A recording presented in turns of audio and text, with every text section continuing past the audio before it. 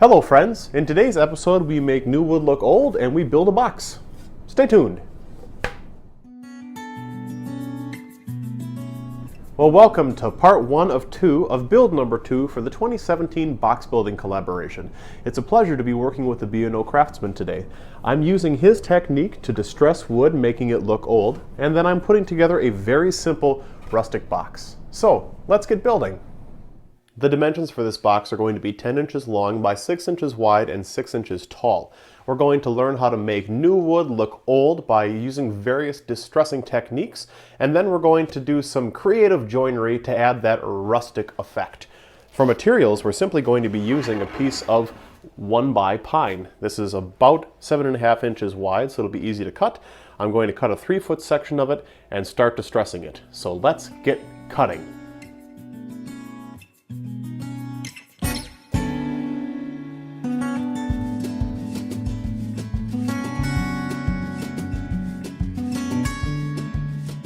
Distressing the wood is a 2-part process, 1 part physical and 1 part chemical. So essentially, I just like to have fun. I've got an assortment of tools which will provide different kinds of looks to the distressing on the wood. So, for example, I'm going to have a lot of little holes. These are going to be like wormholes in the side of old barnwood. I'm going to use this old nail set and a curved needle nose pliers to just bang into the wood and make a bunch of holes. I might even draw some lines as if a worm were going boring between a piece of wood that then got cut in half. I have an assortment of files, and these are going to add different textures. I can take these and I can either scrape the edges to make the ends not this perfect square sharp edge, but give it a little bit of roughness. And also I picked my files that have the most coarse bumps on the end of them. And if I take it to the wood and I take a mallet to it like so, it'll indent these into the wood, the texture that is. The hammer is just for effect basically, but I will also throw in probably 3 or 4 just hammer mallets. Again, imagine this is a piece of barnwood that you're restoring from an old farmhouse. Imagine somebody putting this wood up there and their hammer missed the nail and you got that mallet indentation on the side. I think it's going to be kind of a cool effect. But really the sky's the limit. Play up the defects that are in the wood. I chose this side of the wood in particular because along the middle there are these nice brown dots. I've got a discolored warped end. I've got almost a live edge right here that I can keep and play with. And look at all the knots. Those are beautiful. In fact, I might take a chisel around them to emphasize the knot even more. I might knock this out. In my case, since we're going for rustic today, we can be messy.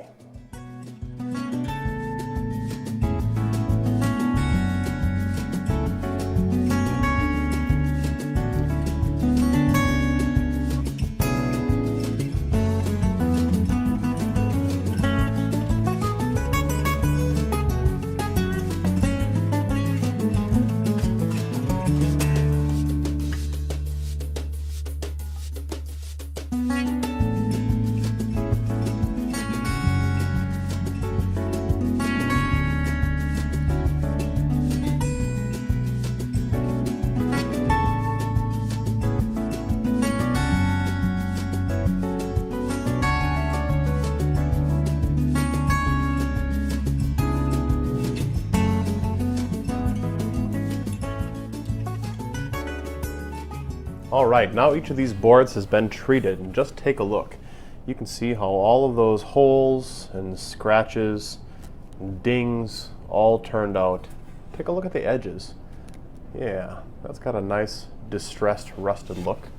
Same with the piece that's going to be the top and the bottom. In fact, this one has even more of those big, long worm lines. It may look ugly here, well, and to me, rustic really isn't my taste, so I don't know if I'm doing the right thing or something horrible. I think it's going to turn out well.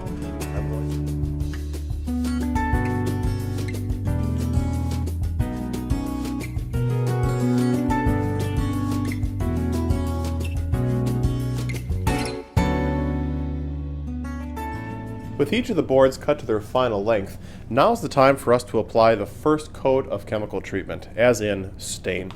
So this stain right here is, it's an old jar that I used to throw all the ends of my other things to stain in. So it's a general dark mix.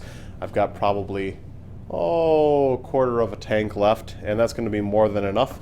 I'm just going to brush it on thick and then wipe it off almost immediately. This doesn't have to be a perfect thorough coat because the second coat that we're going to put on with a different material is going to give it a nice dark color.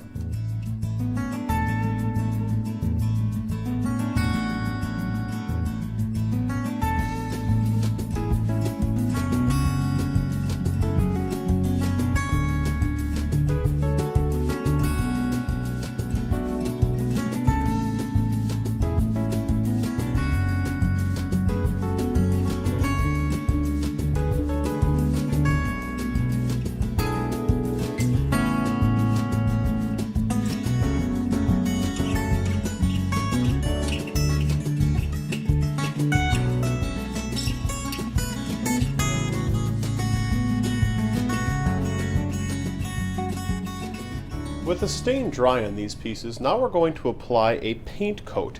I'm using 1 part paint to 3 parts water approximately. That's going to be a very light, thin, runny paint.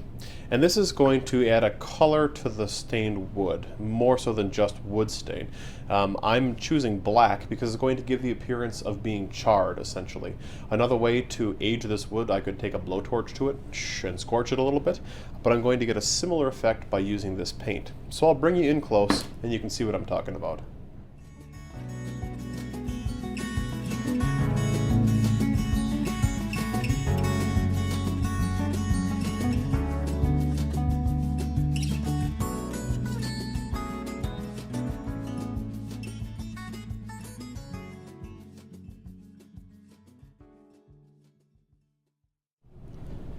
Take a look now at the difference between these two pieces. This front piece has just got a coat of stain on it that was wiped off and set to dry.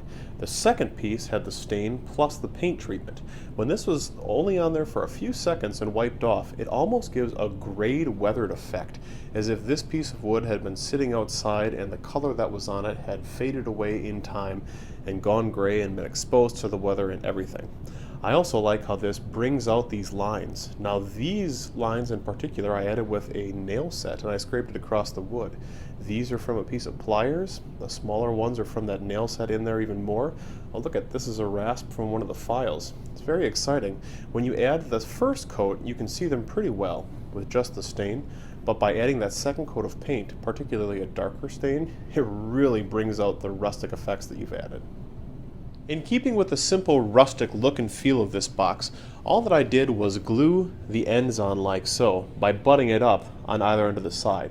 Now that in and of itself won't offer a lot of stability, so I'm going to be driving 1/4 inch dowels about that far into the ends, and we should be good.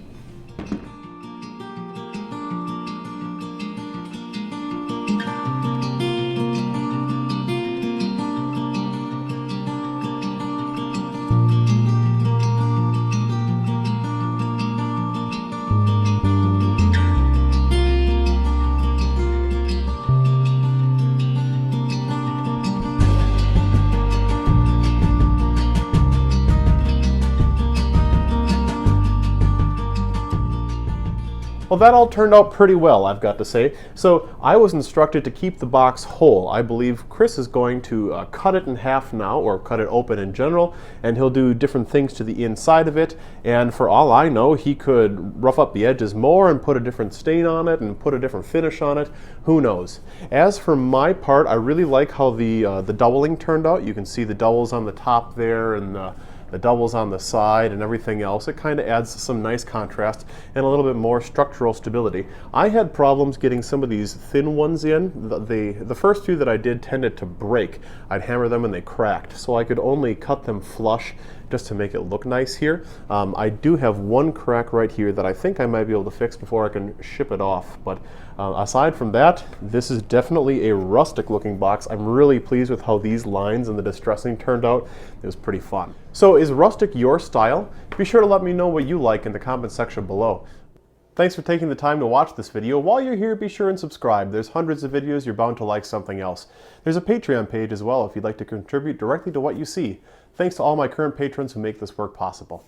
And with that, my part of the collab is done, so I'm going to hand it off to Chris. You ready for this, Chris? Hey, you bet I am, Chris. All right, well, have fun. Here you go.